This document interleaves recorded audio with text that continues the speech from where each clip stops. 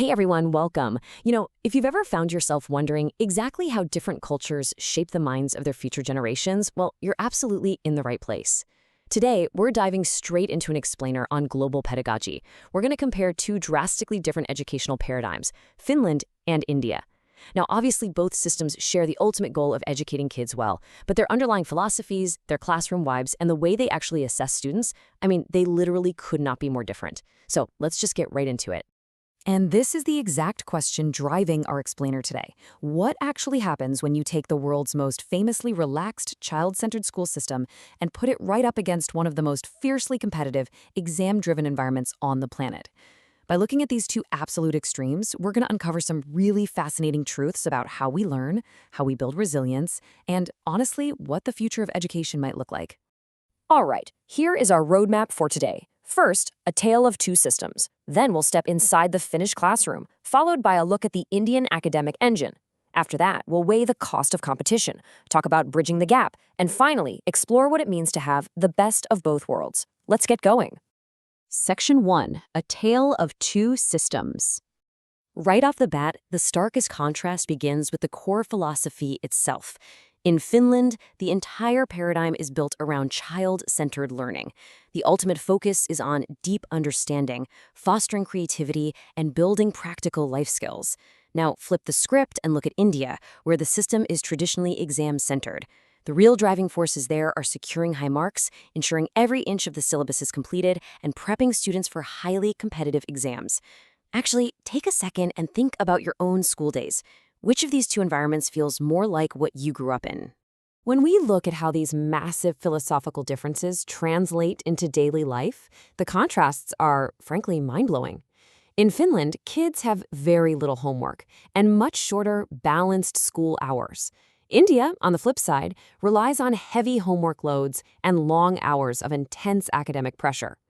In Finland, standardized testing is kept to an absolute minimum, and competition is actively discouraged. Over in India, students face frequent tests, massive, high-stakes board exams, and intense competition. Even the teachers' roles differ.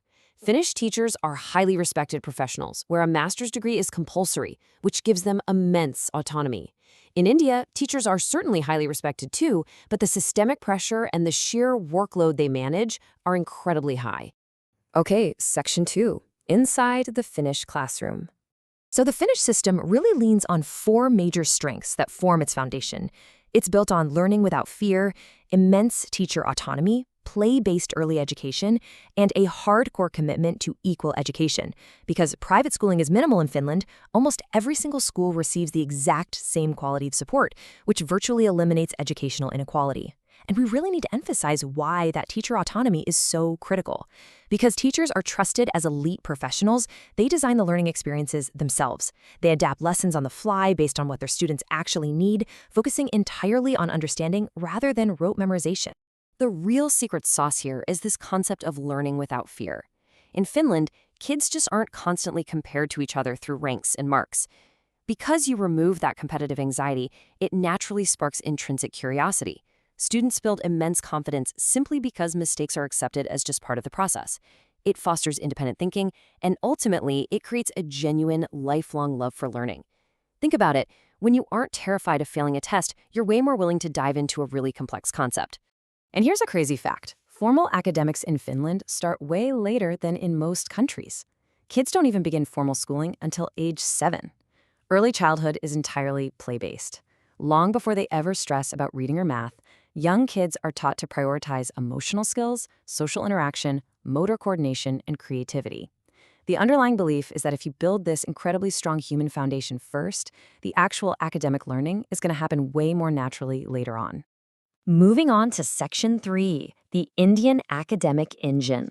Now, while Finland focuses on that relaxed, organic foundation, the Indian system is just an absolute powerhouse of academic rigor. The major strengths here are an incredibly strong academic foundation, the forging of deep resilience and hard work, and massive, massive knowledge exposure. The Indian curriculum covers extensive, complex content at a very early age. Students are exposed to a huge amount of information, which essentially trains their brains to process and retain complex subjects incredibly fast. And hey, the results absolutely speak for themselves, because Indian students are pushed to become highly capable so early on, especially in areas like math, science, and competitive problem solving. They go on to completely dominate on the world stage. This intense, content-heavy foundation is exactly why so many Indian students excel globally in insanely demanding fields like engineering, medicine, IT, and advanced research. The system is essentially an engine for brilliant technical minds. But it's really not just about math and science. The Indian system implicitly teaches vital life skills just through its sheer rigor. Students learn incredible discipline. They learn unyielding persistence. They build what you could call exam endurance, that raw mental stamina required to sit through grueling high-stakes testing. And they learn competitive preparation from a very young age. Fast forward to the adult professional world, and this translates into an incredible ability to execute under pressure. They know exactly how to put their heads down, grind incredibly hard, and achieve a goal even when the stress is off the charts. Section 4. The cost of competition. But of course, we have to look at the full picture, and the sources outline several key problems that inevitably arise in a highly competitive, exam-centered system like this. First off, there's an excessive exam orientation, meaning a lot of students end up studying purely for marks, ranks, and clearing entrance exams, rather than actually understanding the material. On top of that, very large class sizes mean individual attention is pretty limited. Rote learning, or straight-up memorization, still heavily dominates a lot of classrooms. And finally, there is a very significant, undeniable rise in student anxiety. We really have to acknowledge the emotional toll this high-stakes environment can take. The anxiety doesn't just come from the tests themselves either. It stems from this perfect storm of systemic exams, high parental expectations, intense after-school coaching centers, and constant peer comparison. When a student's self-worth becomes entirely tied to their rank, it can severely affect their emotional well-being. It's a very heavy price paid for the resilience and academic strength we were just talking about. Which brings us to Section 5, Bridging the Gap. The good news is that India is actively recognizing these challenges and is currently undergoing a truly fascinating transformation. The National Education Policy, or NEP 2020, represents a massive, massive shift.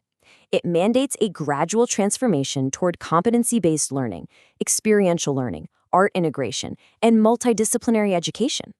And what's absolutely incredible to note here is that these reforms are actively, deliberately moving India much closer to that Finnish educational philosophy we discussed earlier. By looking at models like Finland's, India is applying several key lessons. They're aiming to drastically reduce fear-based learning, recognizing that you actually reward curiosity when mistakes are accepted. They're working hard to strengthen teacher training and promote active learning. But most importantly, there's a huge shift toward deep learning. It's changing the fundamental question from how much of the syllabus is completed to how much understanding was actually developed. It's all about balancing the cognitive, affective, and psychomotor domains, exactly like Finland naturally integrates those for holistic development. Finally, Section 6, the best of both worlds. The sources suggest something really profound. India doesn't need to, and honestly shouldn't, just copy Finland completely. The ideal future model is actually a hybrid. Think Indian academic strength plus Finnish holistic learning. It starts by maintaining that incredible Indian rigor and strong conceptual foundation. But then it integrates the Finnish holistic approach, injecting creativity and actively reducing fear. Next, it empowers teachers, treating them as trusted professionals, and prioritizes student emotional well-being. And finally, it utilizes competency-based assessments and real-life learning. It is literally the ultimate combination of intellectual endurance and emotional wellness. And that powerful thought perfectly sums up our explainer today. The purpose of education is not only to produce workers, but to develop happy, capable, ethical human beings. By combining the sheer resilience and work ethic of India with the fearless, holistic approach of Finland, we might just be looking at the perfect blueprint for the future of global education. So I'll leave you with this question. If you were tasked with building a brand new school from scratch tomorrow, which of these two worlds would you pull from first?